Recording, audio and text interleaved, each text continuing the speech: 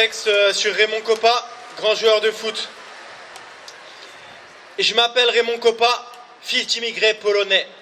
Né en 1930 et quelques, je ne me rappelle pas l'année. Au fond de la ruelle, des chemins perdus, j'habitais au Inter, derrière une gare au nord de la France, dans une bicoque en terre. Je me souviens, je levais les yeux sur un ciel gris et terne. La France était coupée en deux, c'était la guerre interne. Dans les sous-sols, on se réfugiait lors des bombardements. On se rendait pas compte, on était juste des garnements. J'étais le chef de bande, un peu roublard, un petit peu cabochard. Mon premier ballon, je l'ai trouvé devant un camp de chleux. C'était cool, ça changeait de la boîte en fer. On se faisait des passes quand il pleuvait ou sous un beau temps frais. Je voyais mon père se préparer pour soulever du charbon dans des carrières profondes où l'air te pique les bronches comme du chardon. Il revenait fourbu le soir, les mains pleines de rouille, libéré du grisou et des vapeurs de la rouille. Je n'oublierai jamais les stades que j'ai vus s'enflammer, la ferveur du peuple qui me portait quand les filets tremblaient, le goût du succès, pour moi l'enfant des mines, dans le fond du globe je sombrerais tel un sombre héros. Pendant la deuxième guerre, au-dessus de nos têtes il y avait des obus, mais nous on tapait le foot sur le terrain vague, on tirait droit au but. Mon frère c'était le gardien, je lui mettais des mines, on se mettait dans les gradins quand on sortait de la mine. Naguère, avec les potes, on se faisait la belle. À l'après-guerre, le samedi soir, tout le monde allait au bal. On dansait des valses et on se décalait en faisant tournoyer les plus belles filles du Pas-de-Calais.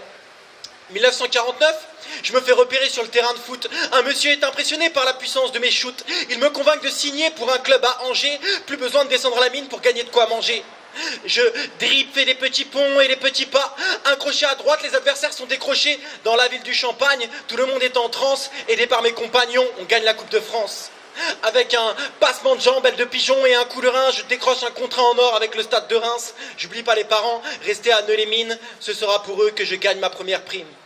Je n'oublierai jamais les stades que j'ai vus s'enflammer, la ferveur du peuple qui me portait quand les filets tremblaient, le goût du succès, pour moi l'enfant des mines, dans le fond du globe je sombrerais tel un sombre héros. 1956, c'est la finale de la Ligue des Champions. Les journaux de l'Hexagone m'appellent Napoléon. J'avais vraiment hâte de leur montrer mes dribbles. Pourtant on a perdu 4-2 face au Real Madrid. Résultat, ils m'engagent. L'année d'après, je pars en Espagne.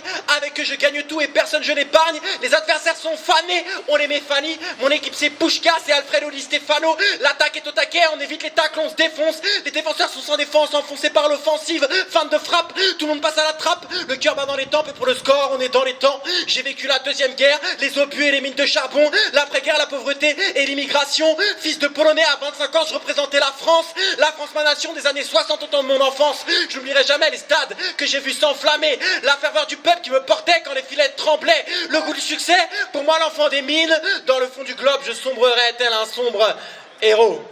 Merci.